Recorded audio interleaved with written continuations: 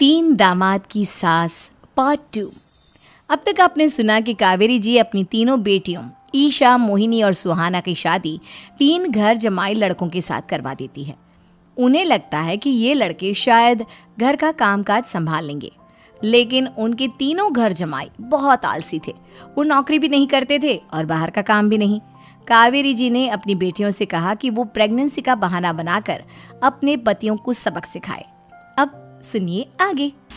Mummy, आपने जैसा कहा था हमने वैसा ही किया, लेकिन देखिए ना, विवेक का हाल तो वैसा का वैसा ही है। घर में ना सुबह का नाश्ता बनता है और ना खाना। नौकरी पर जाने की बात करूं तो खाने को दौड़ते हैं मुझे। हाँ मम्मी, मैंने भी सुमित को कितनी बार कहा कि अगर नौकरी नहीं करनी तो कोई छोटी सी दुकान ही खोल लो, घर का खर्चा कैसे चलेगा। देखो दोपहर के 12 बजने आए और जनाब अभी तक सो रहे हैं। हाँ मम्मी, ईशा और सुहाना ठीक कहती हैं। अविनाश का भी यही हाल है। जब मैंने अपनी प्रेगनेंसी के बारे में कहा तो मुझसे कहने लगा, अरे दूसरी लड़कियां तो 9-9 महीने तक नौकरी करती है, बस डिलीवरी के टाइम छुट्टी लेती है। मोहिनी, तुम भी नौकरी करो। अब मुझे कहाँ नौकरी मिलेगी। मम्मी बताओ अब मैं क्या करूँ। हे भगवान, क्या सोचकर घर जमाई दामाद लाई थी मैं कि मेरी बेटियां मेरे पास रहेंगी और खुश रहेंगी, लेकिन इन आलसी दामादों ने तो हमारी जिंदगी को भी प्रॉब्लम में डाल दिया है। मैं तो कहती हूँ मम्मी, हम लोग वापस अपनी जॉब पर जाना शुरू कर देते हैं। बता देते हैं इन लोगों को कि हमने प्रेगनेंसी का बहाना किया है।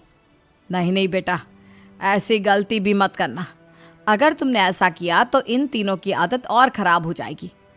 अरे आज नहीं तो कल कभी तो तुम प्रेग्नेंट होगी, तब वापस यही प्रॉब्लम आएगी। तब क्या करोगी तुम तीनों। हाँ मम्मी, आपकी बात तो बिल्कुल सही है। इन लोगों को तो सुधारना ही पड़ेगा। लेकिन कैसे? अपने बच्चों के आने की खबर सुनकर भी इन लोगों पर कोई असर नहीं हो रहा। पैसे कमाने के लिए घर से बाहर निकलना ही नहीं चाहते ये तीनों। अब मेरे दिमाग में एक प्लान आया है। तुम तीनों चिंता मत करो, उन तीनों को बुलाओ, फिर मैं बात करती हूँ। थोड़ी देर बाद कावेरी जी अपने तीनों दामादों को सामने बुलाकर अपनी बात कहना शुरू करती हैं। अविनाश, सुमित और विवेक, देखो बेटा, मैं ना तुम तीनों से बड़ा प्यार करती हूँ, इसीलिए तो तुम्हें घर जमाई बना कर रखा है मैंने। अरे मम्मी जी, सीधे सीधे कहिए ना, क्या बात है। प्यार तो हम भी आपको बहुत करते हैं। अरे मम्मी जी, आपकी इज्जत भी बहुत करते हैं। अरे भाई, आपके जैसी सास और कमाने वाली बीवी सबको मिलती है क्या? हाँ मम्मी, विवेक और सुमित ठीक कह रहे हैं। आपकी बेटी से शादी करके मेरी तो ज़िंदगी ही अच्छी हो गई है।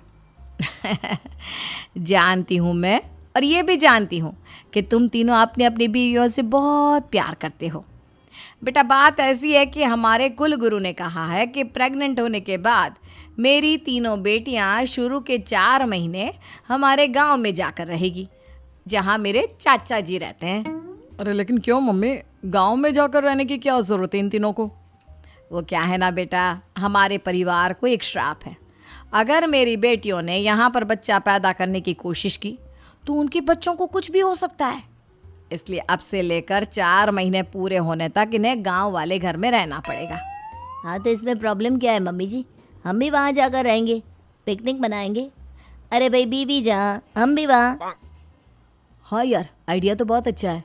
शहर की ज़िंदगी में रह रहकर परेशान हो चुके हैं, अब कुछ दिन गांव में बिताएंगे। तुम लोग समझने की कोशिश क्यों नहीं करते। तुम में से कोई भी वहाँ नहीं जा सकता, और मैं यहाँ रहूँगी ना तुम तीनों के साथ। 4 महीने की तो बात है, उसके बाद ये तीनों ही लौट कर आ जाएंगी। ठीक है मम्मी जी, अब हमारे बच्चों का सवाल है तो ये तो करना ही पड़ेगा।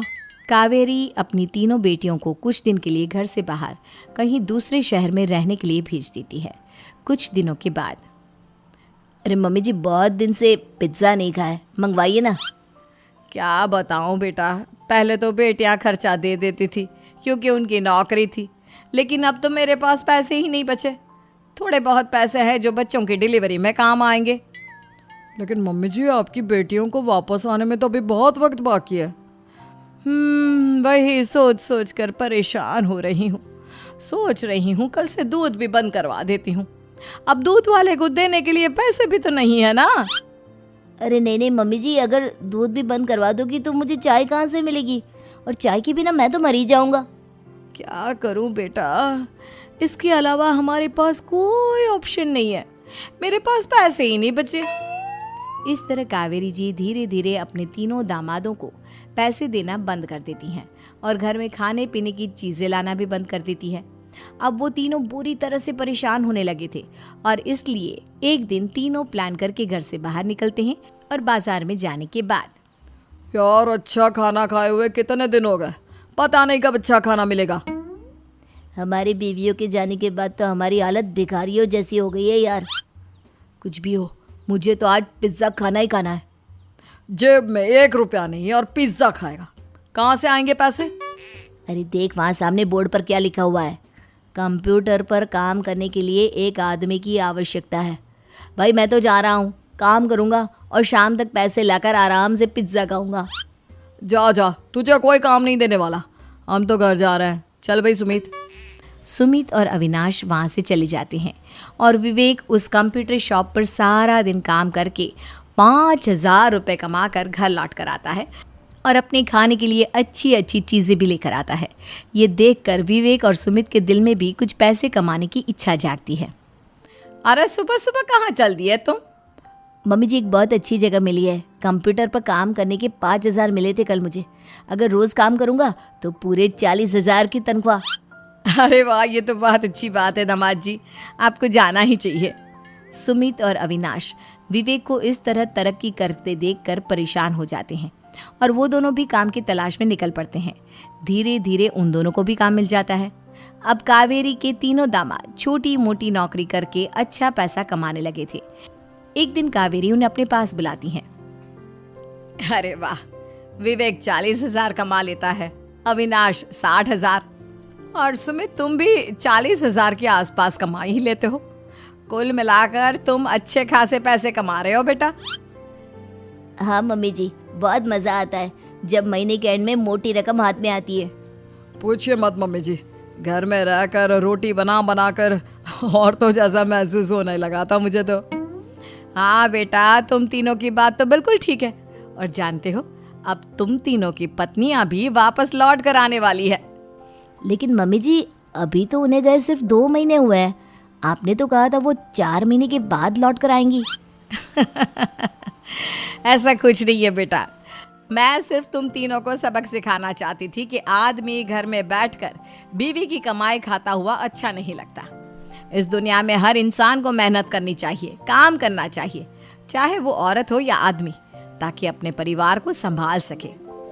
कावेरी की बात सुनकर उन तीनों को अपनी गलती का एहसास होता है और कावेरी उन्हें सच बता देती है कि ईशा, सुहाना और मोहिनी शहर में ही कहीं दूसरी जगह रह रहे थे। शाम के वक्त उन तीनों की पत्नियां लौट कर आ जाती है और कावेरी जी का परिवार एक खुशहाल परिवार की तरह रहने लगता है।